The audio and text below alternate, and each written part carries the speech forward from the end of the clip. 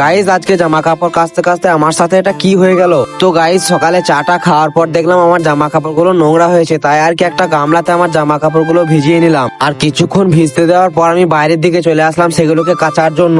তো সবার প্রথমে আমি আমার লুঙ্গিটাকে সাবান দিয়ে কাচতে শুরু করে দিই। তো গাইজ আমার জামা কাপড় গুলো কাচতে কাচতে তোমরা আমার চ্যানেলটাকে সাবস্ক্রাইব করে নাও, আর ফেসবুক বা ইনস্টা থেকে দেখে থাকলে আইডিটাকে ফলো করে নাও। গাইজ তোমরা ভিডিও তো দেখছো কিন্তু ফলো সাবস্ক্রাইব কিচ্ছু করছো না, কি করছো ভাই? একটা করে ফলো সাবস্ক্রাইব করে দাও, একটা ভিডিওর পেছনে অনেক পরিশ্রম করতে হয় ভাই। তো গাইজ আগের দিন আমি একটা ভিডিও আপলোড দিয়েছিলাম যে আজে বাজে ব্লগ, সেই ভিডিওটার মধ্যে একজন আমাকে কমেন্ট করেছে, কি বলেছে যে অনেক অনেক ধন্যবাদ ভাই, চালিয়ে যাও। তো এটা কোনো দাদা না দিদি আমি ঠিক বুঝতে পারছি না, আইডিটার নাম হচ্ছে রুদিনা রায়হান। তো থ্যাংক ইউ সো মাচ এত ভালোবাসা দেওয়ার জন্য।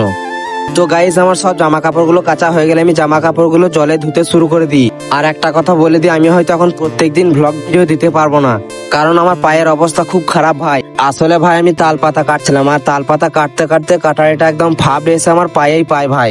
এই দেখো এখানে ভালো করে দেখলে বুঝতে পারবে কাটারিটা একদম প্যান্ট ফুটো করে ঢুকে গেছে। তো গাইজ বাকি চলো আজকের ভিডিওটা এই পর্যন্তই, দেখা হচ্ছে নেক্সট কোনো ভিডিওতে। ততক্ষণ ভালো থেকো, সুস্থ থেকো, আল্লাহ হাফিজ গাইজ।